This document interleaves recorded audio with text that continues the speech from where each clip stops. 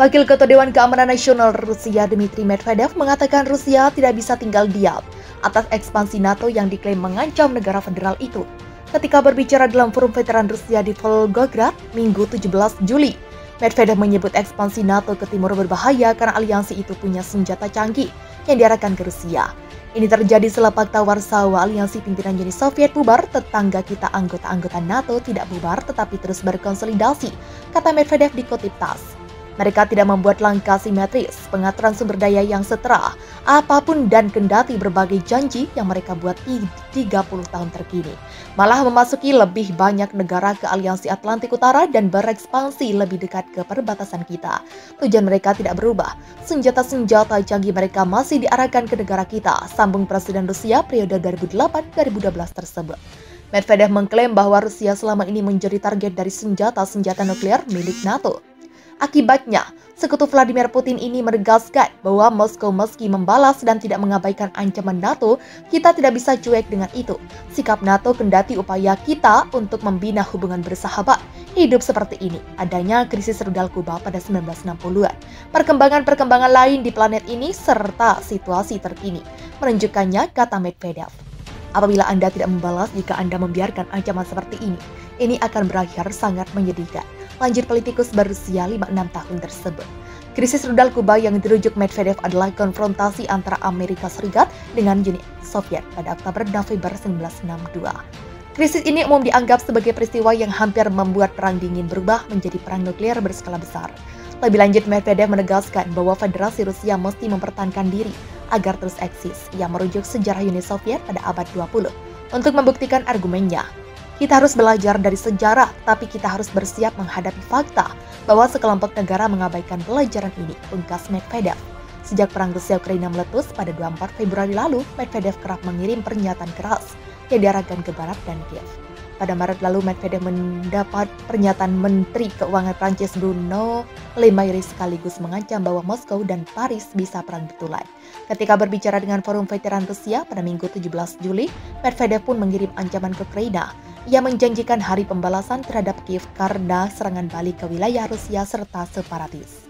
Rusia mengecam akan melakukan perang nuklir apabila Amerika Serikat dan NATO terus ikut campur dalam konflik yang terjadi di Ukraina. Mantan presiden sekaligus salah satu sahabat dekat Vladimir Putin, Dmitry Medvedev mengungkapkan meningkatnya dukungan militer yang diberikan kepada Ukraina oleh Amerika Serikat dan sekutunya beresiko memicu konflik antara Rusia dan aliansi militer NATO. Medvedev yang kini menjabat sebagai Wakil Ketua Dewan Keamanan Rusia juga mengatakan perseteruan dengan NATO akan berpotensi terhadap risiko perang nuklir besar-besaran. Negara-negara NATO memasok senjata ke Ukraina, melatih pasukannya untuk menggunakan peralatan barat, mengirim tentara bayaran dan latihan negara-negara aliansi di dekat perbatasan kita, meningkatkan kemungkinan konflik langsung dan terbuka antara NATO dan Rusia, kata Medvedev dalam sebuah unggahan Telegram dikutip Reuters Sabtu 14 Mei. Menurut Asosiasi Kontrol Senjata yang berbasis di Washington, Rusia dan Amerika Serikat sejauh ini adalah kekuatan nuklir terbesar di dunia. Rusia memiliki sekitar 6.257 hulu ledak nuklir, sementara 3 kekuatan nuklir NATO, Amerika Serikat, Inggris, dan Prancis memiliki sekitar 6.065 hulu ledak gabungan. Adapun serangan Rusia ke Ukraina yang dimulai pada 24 Februari lalu telah menewaskan ribuan orang, menghancurkan bekas tetangga Sovietnya itu, dan menimbulkan kekhawatiran akan konfrontasi paling parah antara Rusia dan Amerika Serikat sejak krisis rudal Kuba pada 1962. Putin mengatakan serangan yang disebut operasi militer khusus di Ukraina diperlukan karena Amerika Serikat menggunakan Ukraina untuk mengancam Rusia dan Moskow harus bertahan melawan penganiayaan terhadap orang-orang berbahasa Rusia. Dan nuklir Rusia bisa lenyapkan NATO dalam 30 menit.